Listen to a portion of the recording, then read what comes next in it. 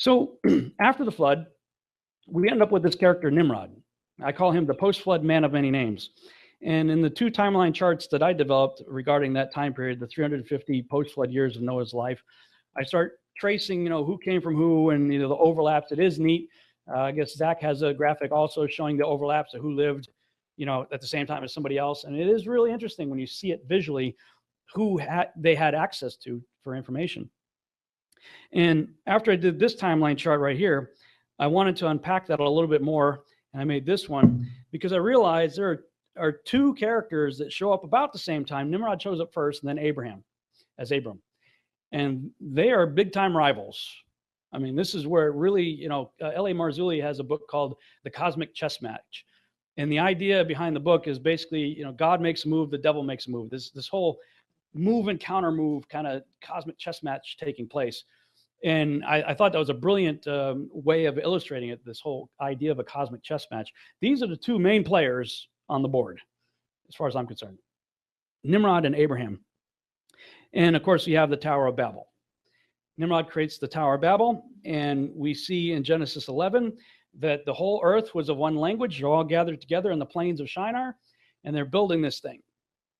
And it says in King James, "Let us build a city and a tower whose top may reach unto heaven. And let us make us a name, lest we be scattered abroad upon the face of the whole earth." And it says that God comes down there, he checks out what they're doing. He gets upset about it, and he makes a statement. He says, "Nothing will be restrained from that which they have imagined to do." That's an extraordinary statement.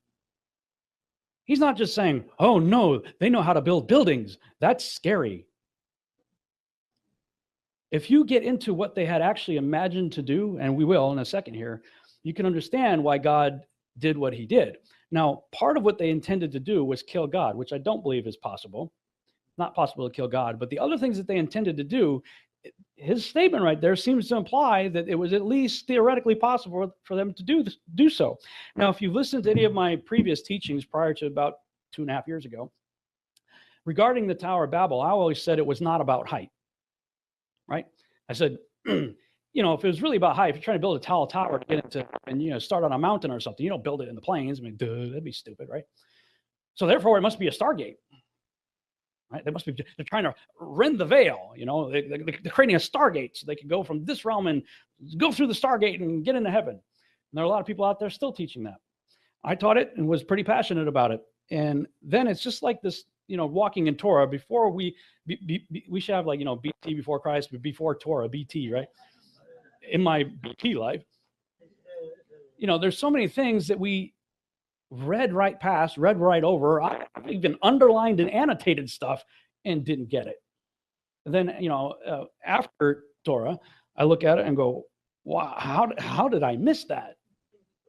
Well, I mean, it's the same thing with some of this other stuff that I'm looking at here. And I've even published the book. I got Jubilees back there and some of these other ones, and I look in these things for more detail about the Tower of Babel and see things like this. And they built it 43 years. 43 years they were building it. And it also says there's about 600,000 men at the time. So there's a pretty decent population. Its breadth was 203 bricks, and the height of a brick was a third of one. Its height amounted to 5,433 cubits and 2 palms. The extent of one wall was 13 stades, and of the other 30 in Jubilees 10:21. Note, 5,433 cubits equals 8,150 feet. Another guy I stumbled across, his research, Alfred Edersheim, wrote a book, Bible History, Old Testament, chapter 8. He says, "Of the magnificence of Babel, the capital of the empire of Nimrod, the mighty hunter, it is difficult to convey an adequate conception without entering into details foreign to our purpose. But some idea of it may be formed from its extent, which according to the lowest computation covered no less than 100 square miles." We're talking the base of the tower. While the highest computation would make it over 200 square miles. Well, now all of a sudden I'm going, well, no wonder they built it in the plains of Shinar. They needed a big enough space to build a base for a building that big. That's one huge structure. Joshua even goes so far to tell you that it took a year to get to the top of the thing. And they were building, making the bricks and stuff like that. And if a brick fell, man, everybody was upset. They would mourn the brick. But if a dude a guy fell down, nobody cared. Because it was a big labor that they were going through there. And it says in the Joshua account, they imagined in their hearts to war against him and to ascend into heaven. Goes into greater detail and says all these people and all their families divided themselves into 3 parts. The first said, we will ascend to heaven and fight against him. The second said, we will ascend to heaven and place our own gods there and serve them. And the third part said, we will ascend to heaven and smite him with bows and spears. And God knew their works and all their evil thoughts, and he saw the city and the tower which they were building. And then it goes on to say how he was upset about it and confounds their language. So their plan was, they had 3 camps to get in there and take out the angels, take out the throne room, get rid of God, and set up their own gods, and presumably Nimrod to be king of the everything. So we pick up in Genesis, right? He confounds the languages. Now, if you look through lots of ancient Hebrew literature, you'll see that they believe that there were 70 different languages that came out of the Tower of Babel, 70 different nations. I believe Hebrew was the original language, the language of God, and I believe through Abraham, the language of Hebrew was retained. And then you got 69 other people groups speaking 69 other languages. And in the cosmic chess match scenario, I see sort of like this vision of God saying to Satan, okay, you want to take me on? Fine. I'll give you 69. I'll take 1. Give it your best shot. And then you have all these people going off with different languages, 69 different languages, talking about the same guy who was their former leader. But now his character becomes known by a number of different names through different cultures. These are just a few. Gilgamesh, Baal, Melkart, Adonis, Dumuzi, Dionysus, Bacchus, Mithra, Orion, Apollo, Tammuz, Osiris. And when you study these characters, and there are others out there, and I got to give credit where credit is due. Peter Goodgame was the first person that I read to put a lot of these parallels together and showing the synchronicities and stuff. And that's what's got me started down the path.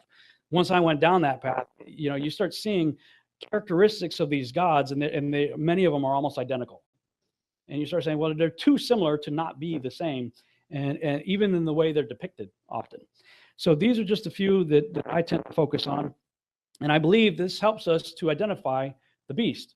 Now, this, thus saith the Lord, this is thus thinketh Rob, looking at the text. Because I believe the scriptures tell us everything we need to know. Amos 3:7, God says, I'm not going to do anything except to tell the prophets first what I'm going to do. So you have Yeshua saying that the last days are going to be such that there's never been a time like it, and there never will be a time ever again like it. It's the most significant time in all of human history, the end times. So do you think he's going to leave us hanging concerning the identity of the characters that are going to play a part in the last days? I don't. I think he's going to tell us exactly who we're dealing with. So that's the premise that I launched my research with, and takes us to a section I call Identifying the Beast. And there are lots of scriptures that talk about the end times tyrant, the Assyrian, the beast, the lawless one, the Antichrist. I'm going to kind of work backwards. Look at Revelation 17:8-11. The beast that thou sawest was and is not and shall ascend out of the bottomless pit. Stop. Where does the beast come from?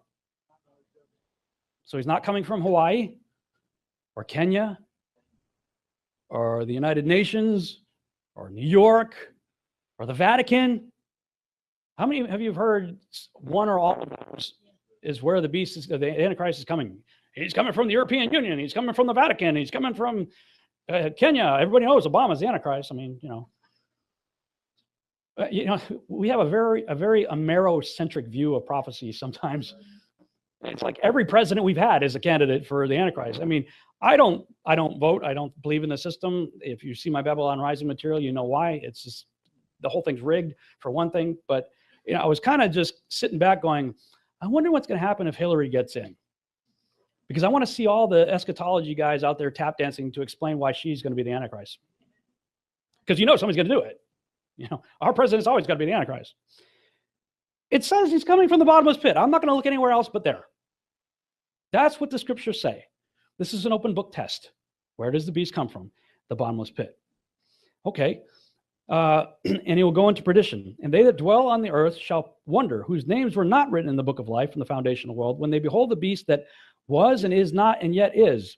That's interesting. We see that a few times, don't we? The one who was and is not and yet shall be.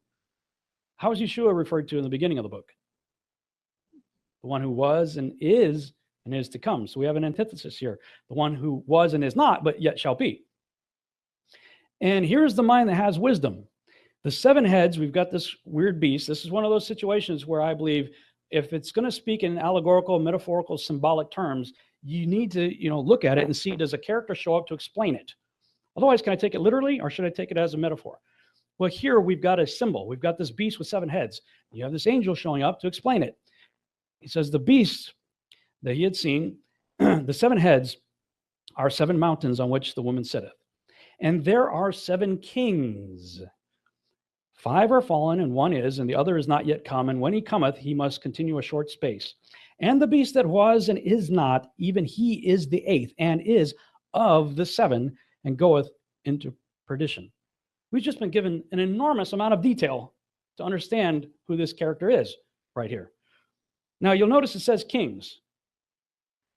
That's because the word that's used there is the word, the word in English, kings, is basileus, Strong's number 935. It's defined as a king, ruler, emperor, etc. John did not use the closely related word basileus, Strong's number 932, which means a kingship, sovereignty, kingdom. A lot of people who teach on end times always want to make this kingdom. These are 7 kingdoms. It says kings. Use the word for kings, individuals, people. 5 people have fallen. Yes, now people rule kingdoms. So when they fell, maybe their kingdoms fell, but the focus here is on 5 people because we're trying to identify the beast, who is an 8th, but is of the 7, right? Because he was, is not currently, but yet shall be. So thinking about people throughout biblical history who had Antichrist-like characteristics, Peter Goodgame put together a list that after I looked through it and saw his reasoning for it, agreed with, and with slight variations, but he reasoned 5 had fallen. Thinking about people in the Bible that have Antichrist-like characteristics, you have Nimrod, obviously. He creates a one world, the New World Order, there's nothing new about it. It's just a rerun, especially when you consider everything about the New World Order and the all-seeing eye and the back of your dollar bill and all of that stuff, all goes back to worship of Osiris. Secret societies are all about Osiris. And if Osiris is Nimrod, well, there you go. There's nothing new under the sun. He's obviously a great type for Antichrist. The Pharaoh of Egypt at the time of the Exodus thought himself to be a god, decided to wipe out God's people. Great candidate. Sennacherib, same thing, Assyrian, thought himself a god, decided to try to wipe out God's people. The angel, he goes home, and the angel of the Lord wipes out, I think it was 180,000 troops in one night or something like that. Interesting character. King of Tyre, you start reading about him. It starts off talking about a man, but then the description spins off into characteristics of Satan. So clearly he has some kind of affiliation with the devil.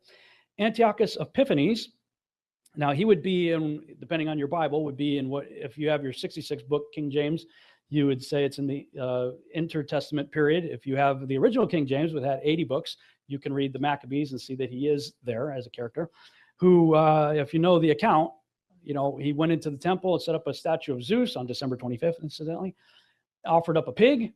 And actually Maccabees, I think it's 1 Maccabees 4, if I'm not mistaken, tells you point blank that the act of bringing a pig into the temple and sacrificing it there was called the abomination of desolation. That's what it's called, bringing a pig into the temple. And as soon as we were reading this, Sheila says to me, she goes, wow, so what does that mean if we bring pig into our temple? Just food for thought. Alexander the Great is another interesting character that I could consider as an alternative to number 5. You look at his life and what he did. He's the he-goat in the book of Daniel. And it says that he has a little horn between his eyes. And the little horn is the first king. I'm going, well, what's the first king? It was not the first king of Greece or anything else at that time. If it's representing the first king that we have any record of, biblically speaking, is Nimrod. So it seemed that he had done whatever he did in the similar rebellious fashion as Nimrod, to me anyway. The one that now is, at the time of John, that depends on when you think is, as Bill Clinton would say. What's the definition of is? Really, dude? That depends on when you think John wrote the book of Revelation. Some people believe that he wrote it before the destruction of the temple. Some people believe that he wrote it after the destruction of the temple. 90 AD is what I was raised to believe. Either way, you end up with a Caesar. It's either Nero or Domitian. Either one are good candidates. They always thought they were gods and certainly persecuted God's people. And then we read about one that will come, but his reign will be short. And I think a reasonable case could be made for Adolf Hitler. And I think a lot of people that lived during that time probably thought they were living in the tribulation. Speculation, of course. Let's look at Revelation 13 now. Somebody mentioned the deadly wound. Well, we got to keep this all in the same context. We're talking about the beast here. It says, and I saw one of the heads of the beast with 7 heads, as it were wounded to death, and his deadly wound was healed, and all the world wondered after the beast. Okay, so if we accept this list as a reasonable list for what's spoken of in Revelation 17, let's see who had a mortal head wound. Well, Nimrod did. According to Joshua, Esau cut his head off. That's a head wound. Pharaoh at the time of Egypt did not. Sennacherib did not. King of Tyre did not.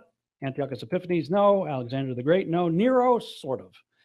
It said that he stabbed himself in the throat, and by the Hebrew reckoning, you might consider that part of the head proper. So let's, for the sake of argument, say that he's a candidate. And according to history, supposedly Hitler shot himself in the head, although recent forensic evidence says otherwise, that the skull was actually that of a female and that he escaped to either Antarctica or Argentina, but that's a whole other seminar. So when you look at other definitions for the Antichrist throughout Scripture, especially the Old Testament, one of the phrases or one of the terms you hear most often is the Assyrian. The Assyrian in the last days. Which one of these guys is an Assyrian? It's all you got left by process of elimination. And then you look at Revelation 13:4, and they worship the dragon, which gave power unto the beast, and they worship the beast, saying, who is like unto the beast? Who is able to make war with him? That is very similar to a statement in the Epic of Gilgamesh. Again, Gilgamesh being one of the stories about this character. Who can compare with him? Kingliness. Who can say like Gilgamesh, I am king? The concept there is, whoa, who's like this guy? And he was a giant. In fact, if you go back to the narrative in Genesis chapter 9, is it 9 or 10? 9 or 10, I think it's 10, when it's talking about, 10, the Table of Nations, and talking about Nimrod. It says that Nimrod began to be a mighty one in the earth. That's what you get in King James. If you look up the word mighty one, it's Gabor, plural being Gaborim. That word can be translated as giant. In fact, in the Septuagint, it is translated as giant. It says Nimrod began to become a giant. Now, both definitions are correct, mighty one or giant. Both are applicable to the word Gabor, Gaborim. But David had mighty men too, didn't he? And David, he was out there with his mighty men out killing giants. So what's the difference? Well, this is where I see value in using something like the Septuagint, because you have the Hebrew scholars with their Hebrew language and their Hebrew context. They know the context of their history and everything. They translated the exact same word, Gabor or Gaborim, 2 different ways, depending on who we're talking about. When it was talking about Genesis 6, giants, it used gigantus, from which we get the word gigantic or giant. In the case of Nimrod, the same word, gigantus, word we use for giant. David's mighty men, ton dynatos, which just basically means strong, powerful warrior. So they knew the difference. The word began has a sexual connotation to it. It's used the same word that is translated as began in King James, began to become, is translated elsewhere as sexual defilement and prostitution.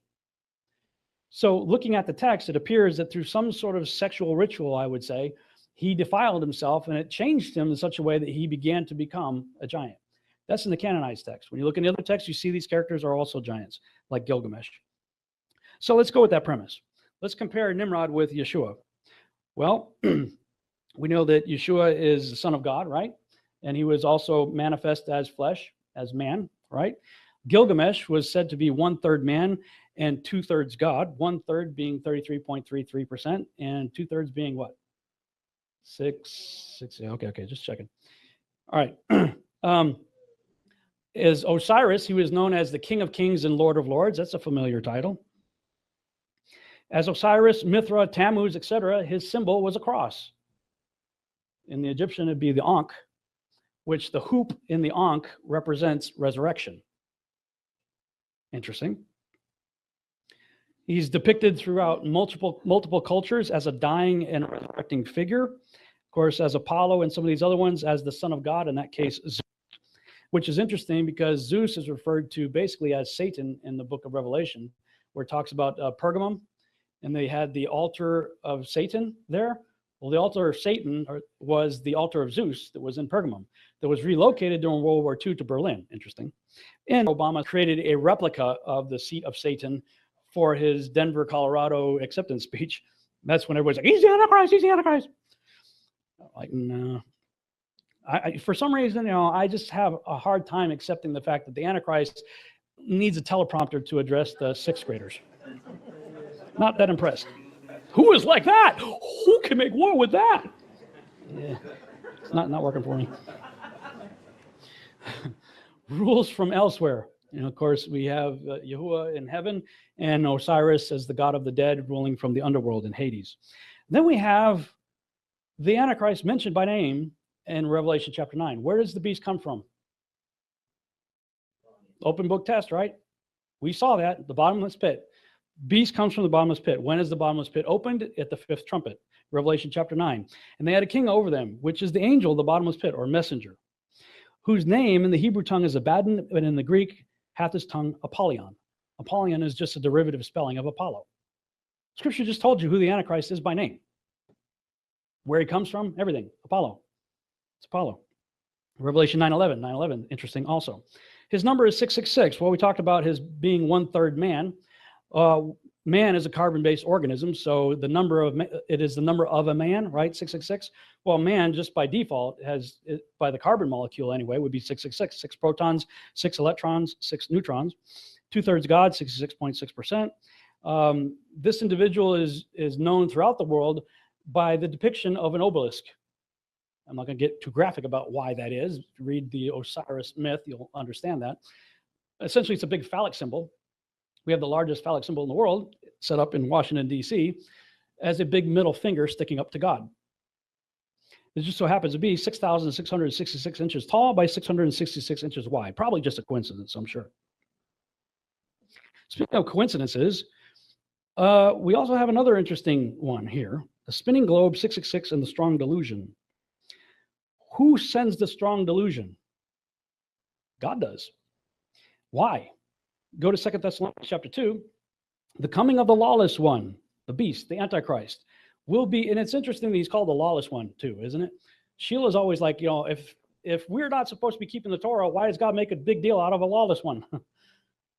And all of our holidays, quote unquote, beast feasts, go back to this guy. December 25th, dying and resurrecting sun god of antiquity, all that stuff goes back to this guy. The lawless one. The people who are doing the Christmas and Easter, Xmas and Ishtar Day, are the same people typically that are arguing against what we're talking about here this weekend. Well, that all goes back to the lawless one. The coming of the lawless one will be accompanied by the power of Satan. He will use every kind of power, including miraculous signs, lying wonders. Ooh, look at the Hubble pictures from the space telescope. And every type of evil to deceive those who are dying, those who refuse to love the truth that would save them. For this reason, for the reason of people not wanting to believe the truth, it says God will send them a powerful delusion so that they will believe the lie. Then all who have not believed the truth but have taken pleasure in unrighteousness will be condemned. So much of the globe model, and I'm going to show you this to you in a minute, points to the number 666 over and over and over again. This is about the lawless one, whose number is 666. Lots of signs and lying wonders, I believe, come from NASA on a regular basis. But by way of review, let's just go back and see what the scriptures have to say. And since I'm the village idiot, I'll let Dr. Michael Heiser start this off. Proverbs 8, when he established the heavens, I was there when he drew a circle on the face of the deep. Circular. He made firm the skies above, so on and so forth. Here's an interesting one. He has inscribed a circle on the face of the waters at the boundary between light and darkness. How do you inscribe an orbit?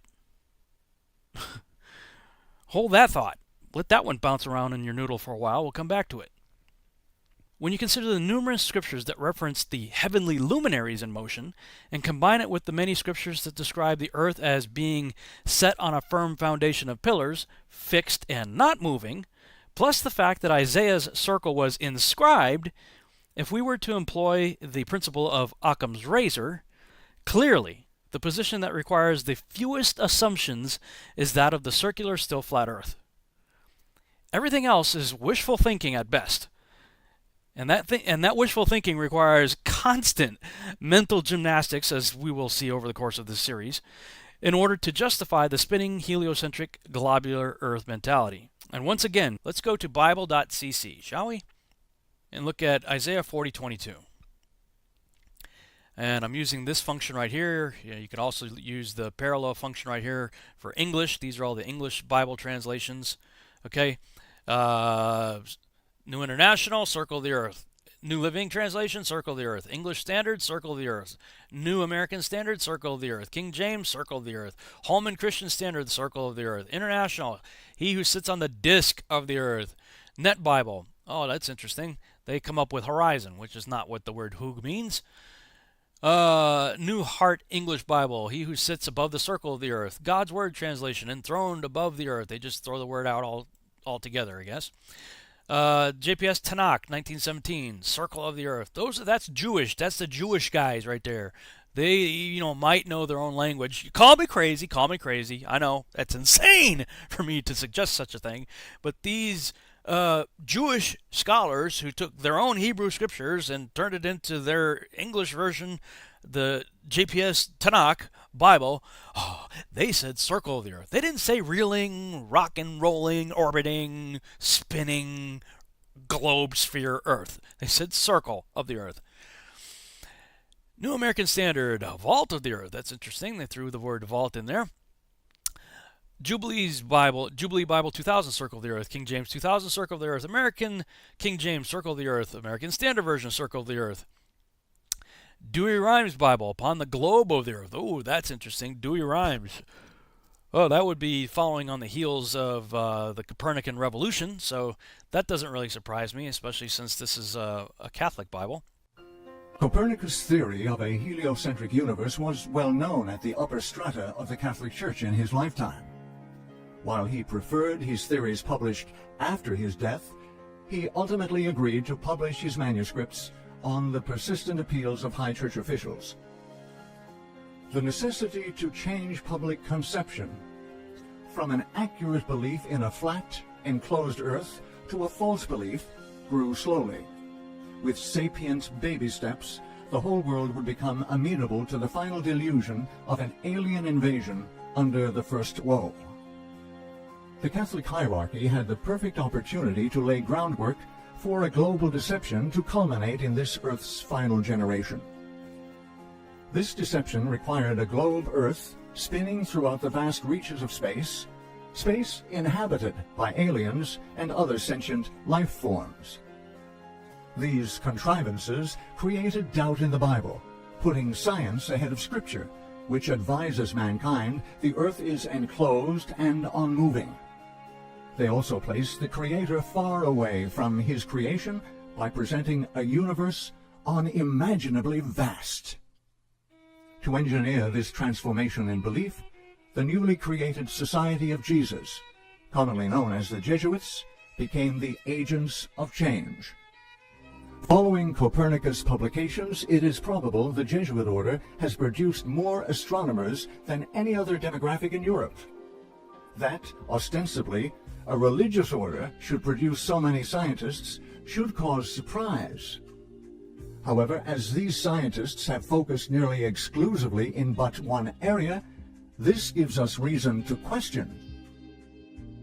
Upon rejection of the sacred scriptures, which teach us Earth is a fixed, immovable object under a protective covering, a nefarious foundation was laid. Atop this were built perversions designed to force humanity to doubt the very word of our Father Yahuwah. With the biblical geocentric model rejected, a new explanation was required. A globe Earth, its orbit of the sun for millions of miles every year, illimitable realms of space with billions of galaxies, each composed of billions of stars with worlds innumerable. All this became necessary to explain the new heliocentric model of the universe, and mankind, over a short time, lost his divine significance. Thereafter was created an environment within which the writings of Charles Darwin found a receptive audience. Once science showed the Bible wrong, the disparager then diverged from her religious guise altogether. Anything suddenly became possible. There was nothing above question, including how the Earth seemed to appear in the vastness of space with all else, and the existence of extraterrestrials. The Big Bang Theory is, today, the leading explanation about how the universe began. At its simplest, it talks about the universe as we know it, starting with a small singularity, then inflating over the next 13.8 billion years to the cosmos that we know today. Priest Andrew Pinsent holds advanced degrees in theology from the Pontifical Gregorian University in Rome, as well as a doctorate in particle physics from Oxford. In January 2015, he wrote, "Being both a priest and a former particle physicist at CERN, I am often asked to give talks on faith and science. Quite often, young people ask me the following question: how can you be a priest and believe in the Big Bang? To which I am delighted to respond, we invented it. Or more precisely, priest Georges Lemaitre invented the theory that is today called the Big Bang, and everyone should know about him." The author of the Big Bang Theory was none other than the Jesuit-trained priest Georges Lemaitre. Follow from cause to effect. 1. Without a globe Earth circling the Sun through the far reaches of space, we do not have the Big Bang. 2. Without the Big Bang, we do not have evolution. 3. Without evolution, we are more likely to accept creation as an act of intelligent design by a divine creator. The Roman Catholic Church does, in fact, accept evolution. So that's interesting. Darby translation, Circle of the Earth. English Revised Version, Circle of the Earth. Webster, Circle of the Earth. Captain Definition Man himself, circle. World English Bible, Circle of the Earth. Young's Literal Translation, Circle of the Earth. Okay, now let's get really crazy. Let's go ahead and click on multi. And go past the English. Check for yourself. Check multiple languages. Okay? They're all saying the same thing. And they're not saying anything about reeling and orbiting and rotating. Going in a circle. As in motion. They're describing a noun. A shape. Circle. Not sphere. None of these guys, except for Dewey Rhymes, came up with anything even remotely indicating a sphere here. Not one of them gave us any indication that Isaiah meant to say that the earth is spherical or revolving, reeling, orbiting, or in any other form of movement. Rather, they all indicated the simple, straightforward, circular nature of our world in the mind of the Holy Spirit-inspired authors of Scripture. Period. And while Dr. Michael Heiser may not agree with this personally himself, he doesn't believe the earth is circle, he believes the earth is a sphere, he at least has the intellectual honesty, the integrity to show what the biblical authors meant. And they didn't mean globe. That's part of a video series I did called Theologians Gone Wild.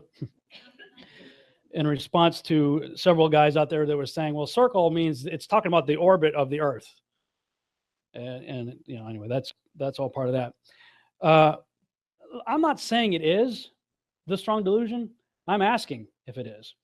It's a pretty good candidate when you go through it. I just did a search the other day on my phone. I was just sitting there. What is the speed of this alleged orbit? Because I keep hearing this all the time. Well, no, circle. He's talking about that's the circle of the orbit of the Earth. That's what that whole video was in response to. And I'm like, okay, what is the speed of the Earth going around the sun, supposedly?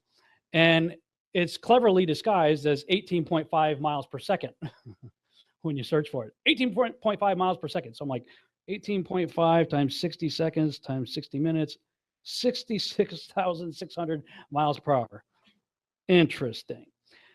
Supposedly, this globe that we're on is 25,000 miles in circumference, which amounts to 8 inches per mile squared is the math. 8 inches, of course, being 0.666 of a foot. 10 miles being 66.666 feet.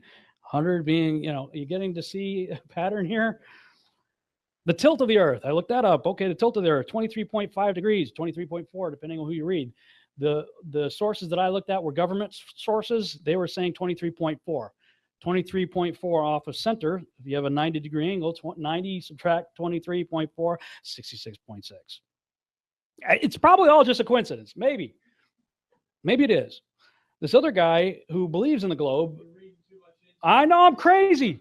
I told you, don't believe me. Remember the slide with the tinfoil hat? Or let's just say things that make you go, This other guy who believes in the globe, it created this graphic, and I saw it on his website, godtype.com, and he was saying all of these distances in nautical miles from various points of on Antarctica to the Jerusalem, to the Vatican obelisk, to Washington, are 6,660 nautical miles. I'm like, okay, whatever. Godtype.com. It's up in the top corner there. He believes in the globe, and the tap dance he does around this to say that, that's whatever. I'm like, okay, dude, yeah, sure. The number of the beast is 666. Nimrod, again, was born in 1908 AM, year since creation. Just so happens to be, if you flash forward to 1908 AD, Ernest Shackleton boarded a ship called the Nimrod, and he heads down to Antarctica on the Nimrod expedition. Now, in the biblical account, Nimrod went up to try to get into the firmament. In 1908, if this model is true, it looks like they went out to get to the firmament towards the outer regions. Now, people are like, well, if it's flat Earth, how come we don't fall off the edge? Well, because it just so happens to be, if you Google coastline of Antarctica, you see 200 to 300 foot ice walls. That would be the outside of the circle, so to speak. If you look into the Enochian account of what happened to him when Enoch was not, for God took him, where did he take him? Joshua says he was taken in a place of snow and ice. So I'm going, okay, that's interesting. So Nimrod heads down to, Shackleton heads down on the Nimrod expedition. Many more Antarctic expeditions soon follow. In 1931, a guy named Auguste Piccard, who was a scientist, shoots himself up into the stratosphere. He got to nearly 52,000 feet, first guy to get that high, in a metal ball hanging from a balloon, and comes back describing, for Popular Science magazine no less, the Earth as a flat disk with upturned edges. That was his description of what he saw.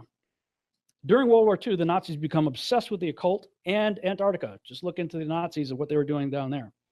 After World War II, the rest of the world suddenly becomes obsessed with Antarctica as well. Is the stage being set for the return of the beast? I'm going to conclude with this. I talked about the return of the Watchers that were judged, bound, and buried for 70 generations. Is it just a coincidence that what happened in the 20th century? The return of the Nephilim, is it just a coincidence that we're seeing the hybridization taking place? Well, what about the return of the beast? We're expecting the return of Christ. I believe that there's going to be a return of Antichrist as well. If you remember the names that I had up there, Osiris being one of the references to Nimrod, one of the names he became known by. Well, the tomb of Osiris was found in 1999. Dr. Zahi Hawass said, I have found a shaft going 29 meters vertically down into the ground, exactly halfway between the Chevron pyramid and the Sphinx. At the bottom, which was filled with water, we have found a burial chamber with 4 pillars. In the middle is a large granite sarcophagus, which I expect to be the grave of Osiris, the god. I've been digging in Egypt's sand for more than 30 years, and up to date, this is the most exciting discovery I have made. This is what they found when they looked at it. This is an artist's rendering of it. The red star is the location between the pyramid and the Sphinx. And then you came down into a large chamber, went down again, came down to an area that had 7 sarcophagus things, and another tunnel that went down even further, actually 6, with a 7th one going down. And then you have the artist's depiction on the right there of what they found. Now, the sarcophagus was open. They did find a body inside of it. Everybody that looked at it and studied it did not believe that it was Osiris, but they were thinking that this may be what we might consider to be a resurrection chamber.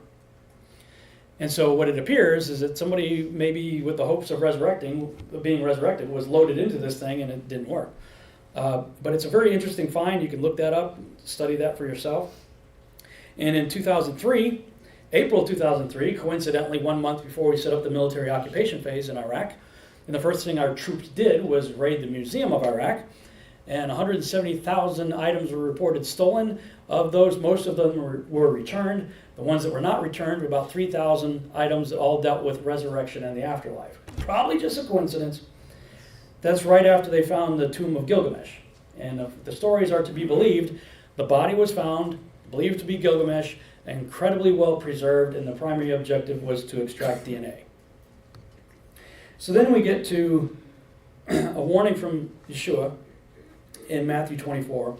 He says, if any man say unto you, lo, here is Christ, or there, believe it not. For there shall arise false Christs and false prophets, and shall shew great signs and wonders, insomuch that if it were possible, they shall deceive the very elect. And he says, behold, I have told you before. That's King James. Other translations make it sound like, hey, listen up. I'm about to tell you something. Remember what I've told you before? Think about it. If they shall say unto you, behold, he is in the desert. The body of Gilgamesh was pulled out of the desert in 2003. Go not forth. Behold, he's in the secret chambers. The secret chamber of Osiris was found in 1999. Believe it not. For as the lightning cometh out of the east and shineth even unto the west, so shall also the coming of the Son of Man be. That's what we should be looking for. Those are the real signs. Any other signs pointing to a Christ, forget about it. This is what you need to pay attention to. And then he says, for wheresoever the carcass is, there will the eagles be gathered together. And I think Steve said, rightly so, there are many different ways people have looked at these passages. Lots of different interpretations. Here's one of mine. When you look into what the occult believes, and again, the Freemasons and the Illuminati and all the secret societies and stuff, the rituals are all revolved around a dying and resurrecting character. Many cases directly associated with Osiris. And Manly P. Hall is one of the most prolific writers of Freemasonry, said, whenever you see an eagle with a point on the back of its head, it's not really an eagle. It's a stylized, conventionalized phoenix. The phoenix is the Benu. It's the dying and resurrecting soul bird of Osiris in the mythology. So I'm at the train station in Washington, D.C., and if you go there and you look up, you'll see the whole top of the train station is lined with pagan gods. There's one that I didn't put in here, but on the left side, the quote sounds like, it sounds like a biblical thing. It says, behold, I put all things under his feet. But it's a Zeus. That's not what my scriptures say, but you look at the stuff, and that's on the left. When you go to the right, you see this right here. You see two pointy-headed eagles facing in opposite directions, and it says, between them, let all the ends thou aimst at be, thy countries, thy gods, and truths be noble, and the nobleness that lies in other men, sleeping but never dead, will rise in majesty to meet thine own. What is that all about? Well, I got two phoenix eagles right there. I was thinking about my time in the military. When I was in the Army, I was covered from head to toe with eagles. Eagles on our buttons, eagles on our patches, eagles on our shoes. Like eagles are everywhere, the American eagle. But, Manly P. Hall says there's another meaning behind that. And so while we were looking at all this stuff, there was something that I wanted to see, and I didn't know where it was. And we're driving down the road, and I looked between two buildings, and I saw two eagles perched atop pillars, one on each pillar, through this aisleway. I said, I don't know what that is, but let's go check it out. So I go down there, and this is what we find. A statue, this is in the National Harbor in Washington, D.C. A statue of a bearded god coming up out of the National Harbor. And the name of the statue is called The Awakening, which is right underneath the statue of two eagles looking down on it. I don't know, but this stuff is out there. And you got people, again, like Manly P. Hall saying, the dying God shall rise again. The secret room in the house of the hidden places shall be rediscovered. The pyramid, again, shall stand as the ideal emblem of solidarity, inspiration, aspiration, resurrection, and regeneration. This is in The Secret Teaching of All Ages, Manly P. Hall, page 44. We need to know our enemy. I showed a lot of stuff. I'm sorry it went long. I'm hoping that I'm equipping you with at least some things to go look into for yourselves.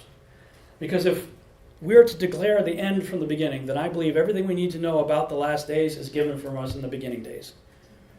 If we want to have any understanding of Revelation, we got to go back to Genesis and work our way forward from there. Thank you.